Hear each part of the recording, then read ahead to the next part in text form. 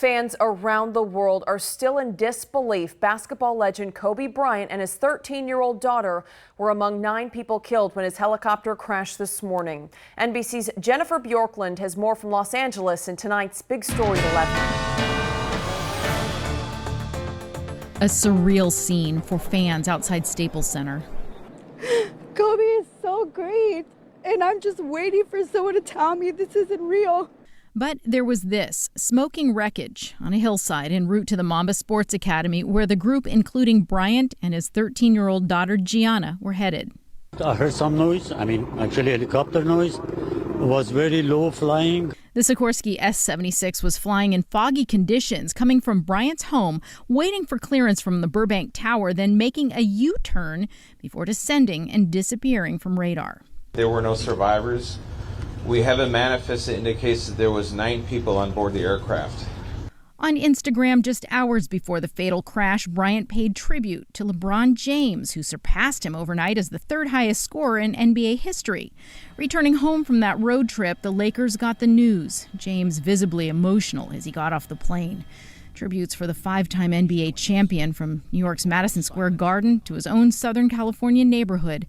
And old rivalries erased. NBA Hall of Famer Shaquille O'Neal calling Kobe his brother. A superstar who did so much in 41 years and, to his fans and surviving family, seemed invincible. Jennifer Bjorklund, NBC News, Los Angeles. As word of Kobe Bryant's death sent shockwaves through the sports world, many current and former UK players and coaches reacted to the news on social media and even shed some tears on the court.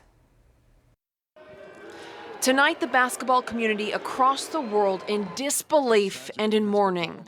The news of Kobe Bryant's passing hit hard for players and coaches at University of Kentucky. Coach John Calipari tweeted that he's in a state of shock and offered this prayer for Bryant and his family. Players like Emmanuel Quickley, E.J. Montgomery, and Nate Sestina also shared their sadness on Twitter. Montgomery writing, "This can't be real. I'm shook. R.I.P. Kobe." Former UK player turned NBA star Tyler Hero tweeted, "Every team has to retire 24, which of course was Kobe Bryant's jersey number." Karl Anthony Towns simply said, "I'm numb." Jamal Murray, whose game went on with a moment of silence before tip-off, tweeted, "I'm trying to process, but I just can't, man." Finally, the Phoenix Suns' Devin Booker was visibly emotional before tip-off. The Memphis Grizzlies took a 24-second violation to start the game.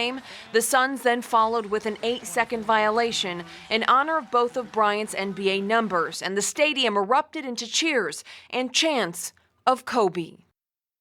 There are still many unanswered questions in regards to today's tragedy, and LEX 18 News will be following this story closely. And you can follow our coverage on our website, lex18.com, or the free LEX 18 News app.